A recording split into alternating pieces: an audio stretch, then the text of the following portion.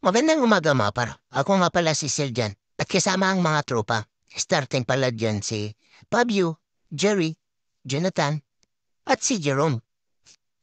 Ngayong araw pala pupunta kami ng kabilang barangay para kumuha ng ayuda. Pakilala ko sa inyo ang mga tropa.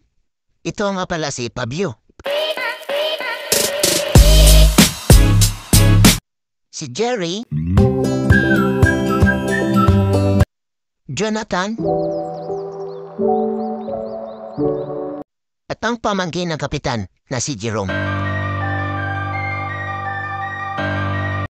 Pagkatapos namin kumuha ng ayuda, andito kami sa aming kapitbahay para magkatay ng kanilang mga manok kasi hindi na daw nangingitlog.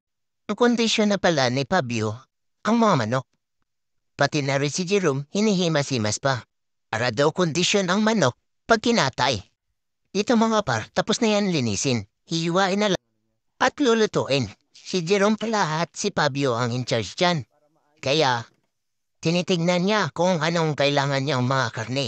Si Jerry naman, siya ang tagahiwa ng mga karne. At ito naman si Fabio. Nililinisan ng yung lamang loob. May gagawin daw siya maganda dyan. Nag-flex pa nga siya. At ito na mga par, piniprepare na ni Jerome ang mga sangkap.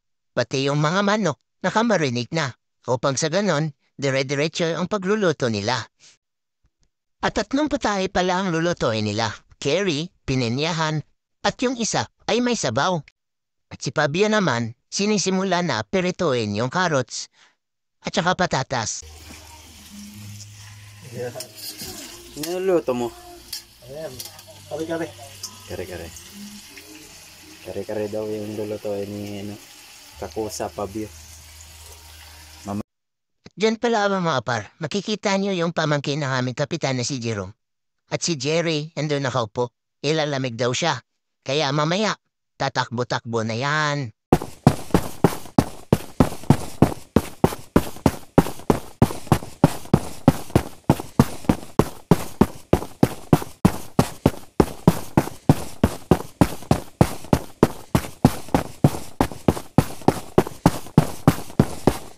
At ayun, napagod, naglakad na lang pabalik sa amin. Mamaya-maya, hihiga-higa na yan. At ito naman si Jerome, tinitikman ang kanyang iniluluto.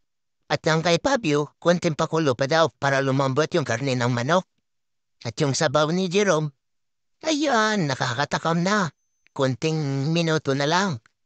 Maiyahin na. At ito na nga guys, kainan na. Yummy, yummy. Yummy